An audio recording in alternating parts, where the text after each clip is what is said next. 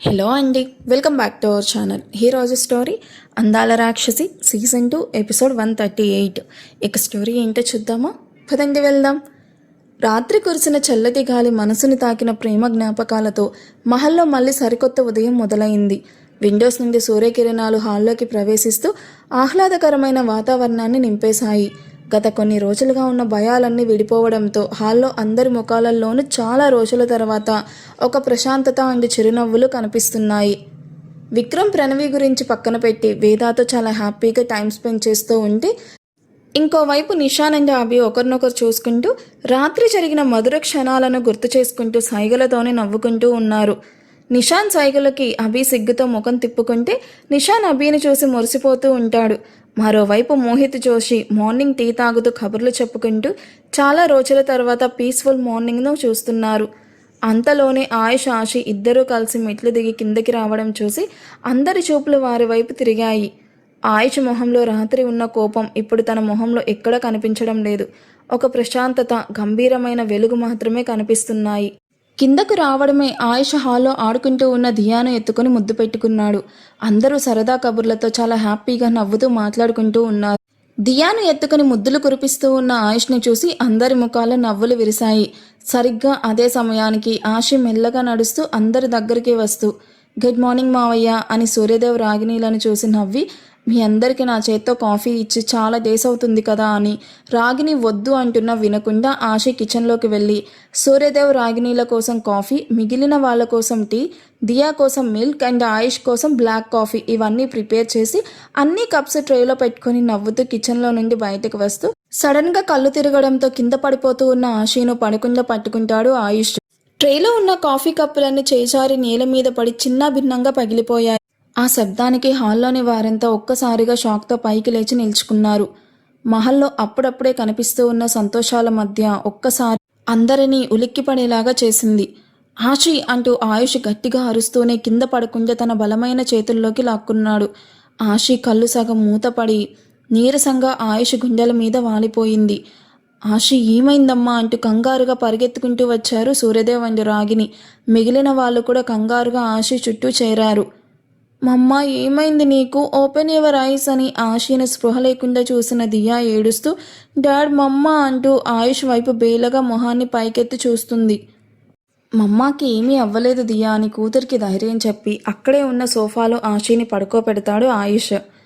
బావా అంటూ కంగారుగా మోహిత్ తీసుకొచ్చిన వాటర్ గ్లాస్ తీసుకొని ఆశీ మొహం మీద స్ప్రింకిల్ చెయ్యగానే ఆశీ మత్తుగా నెమ్మదిగా కళ్ళు తెరిచి చూస్తుంది. మెల్లగా కళ్ళు తెరిచిన ఆశి తన ముందు కంగారుగా అంటే కోపంగా తనని చూస్తూ ఉన్న ఆయుష్ని చూసి, ఆయుష్ గారు నేను బాగానే ఉన్నా అని ఏదో చెప్పబోయింది. కానీ ఆయుష్ ఒక్కసారిగా గట్టిగా అరిచాడు. కానీ ఆ కోపంలో ఆయుష్కి ఆశి మీద ప్రేమ తప్ప కోపం లేదు. అసలు నీకు బుద్ధుందా లేదా? నైట్ నీకేం చెప్పాను? కదలకుండా రెస్ట్ తీసుకోమన్నానా లేదా? అయినా నీకెవరు చెప్పారు ఇప్పుడు కిచెన్లోకి వెళ్ళి అందరికీ కాఫీలు పెట్టమని? ఇక్కడ ఎవరైనా కాఫీలు లేక చచ్చిపోతున్నారా?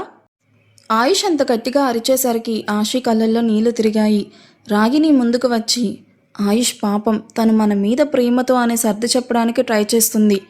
మామ్ ప్లీజ్ మీరెవరు తనని వెనకేసుకుని రాకండి అంటూ ఆయుష్ రాగిణిని వార్న్ చేసి మళ్ళీ ఆశి వైపు తిరుగుతాడు. అప్పటికే ఆయుష్ కోపాన్ని చూసిన ఆశి కళ్ళల్లో నీళ్లు టపటపా రాలాయి.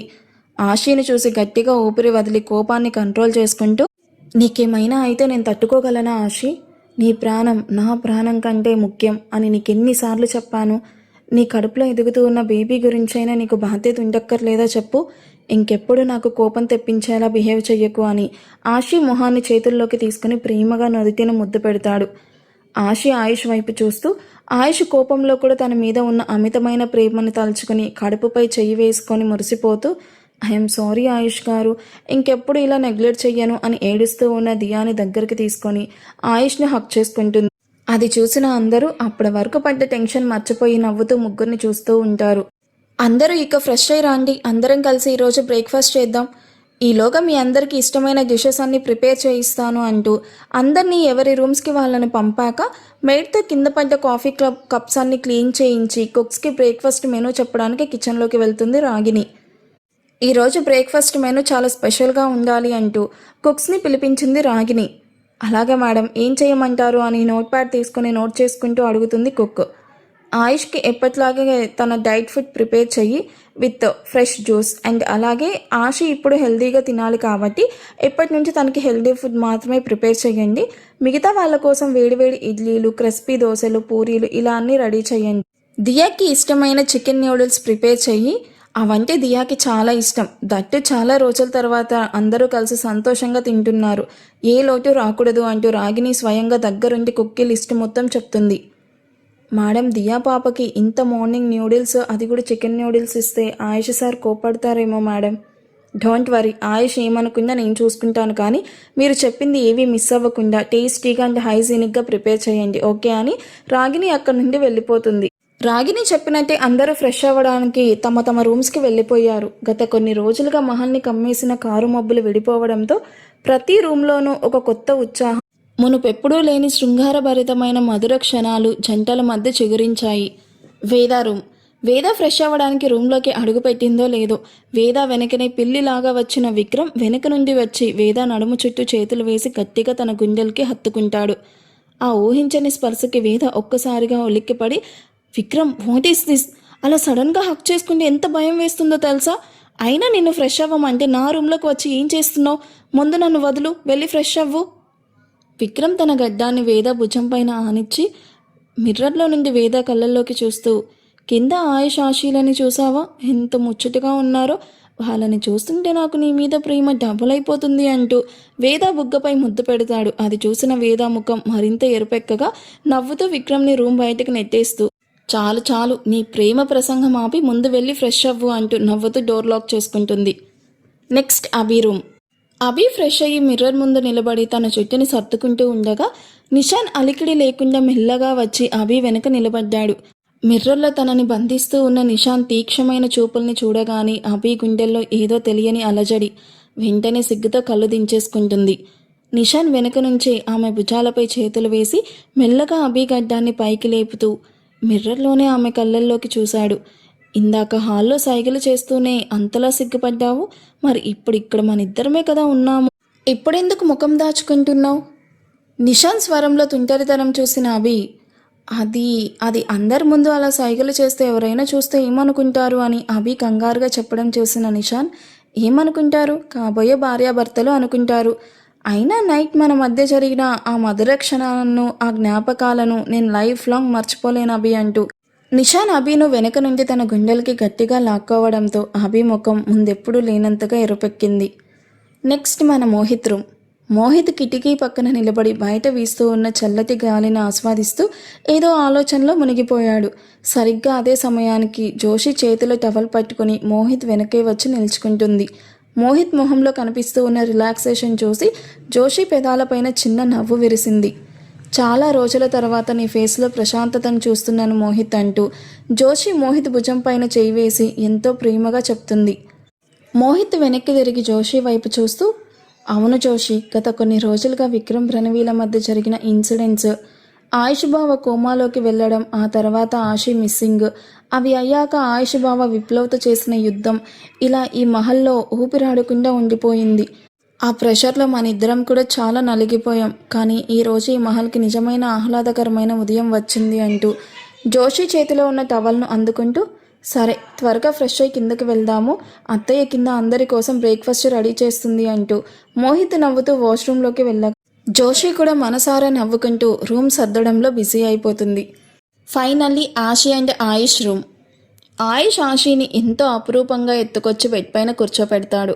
ఆశీ పక్కనే కూర్చొనున్న దియా కంగారుగా ఆశీ చేతిని తన బుజ్జి చేతుల్లోకి తీసుకొని ఆశీ వైపు చూస్తూ ఉంటుంది.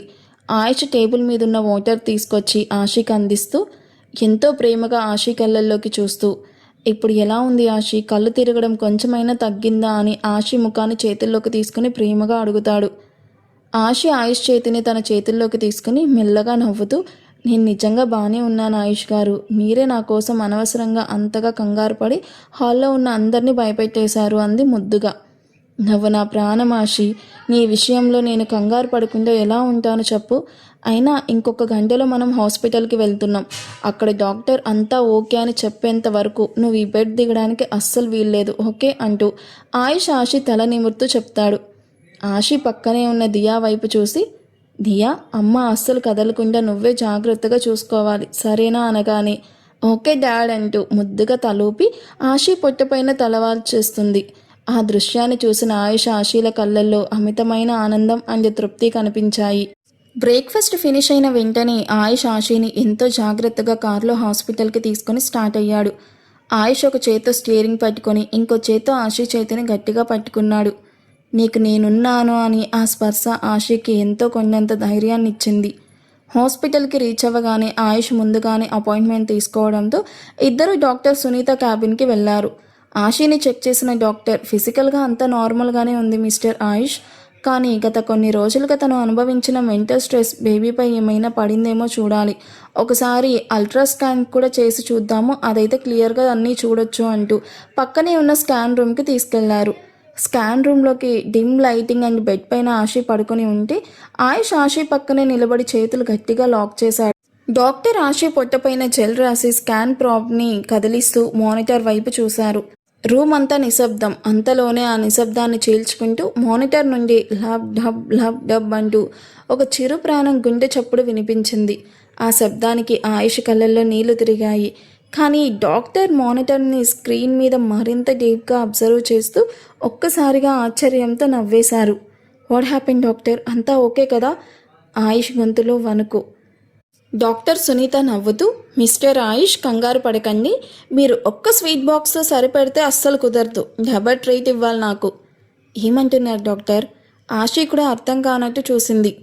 డాక్టర్ మానిటర్ స్క్రీన్ పైన 2 వేరు పాయింట్స్ని చూపిస్తూ, ఇక్కడ చూడండి, ఇదొక హార్ట్ బీట్ అండ్ ఇక్కడ ఇంకొకటి. మిసెస్ ఆయుష్ గర్భంలో ఒక్కరు కాదండి, 2 పెరుగుతున్నారు, అంటే she is pregnant with twins.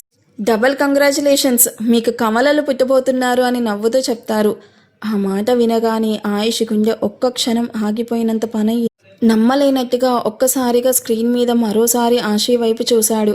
ఆశీ కళ్ళల్లో నుండి ఆనంద బాష్పాలు చెంపల మీదకి చారుతూ ఉన్నాయి. ఆయుష్ వెంటనే వంగి ఆశీ ముఖాన్ని తన 2 చేతుల్లోకి తీసుకొని నుదుటిపైన ఎంతో ప్రేమగా ముద్దు పెట్టాడు.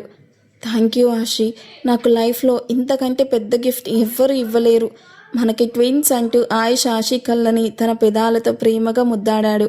ఇన్నాళ్ళు మహల్లోని చుట్టుముట్టిన చీకటంతా ట్విన్స్ రాకతో ఒక్కసారిగా వెలుగుగా మారిపోయి ఒక మంచి అనుభూతి కలిగింది వాళ్ళకి. ఈ ఎపిసోడ్ ఎలా అనిపించింది? నచ్చిందా మీకు? నాకైతే చాలా నచ్చేసింది. మీకు ఎలా అనిపించిందో కామెంట్ చేయండి. వీడియో నచ్చితే ప్లీజ్ లైక్ చేసి హైప్ ఇవ్వండి. Thank you for watching. Bye.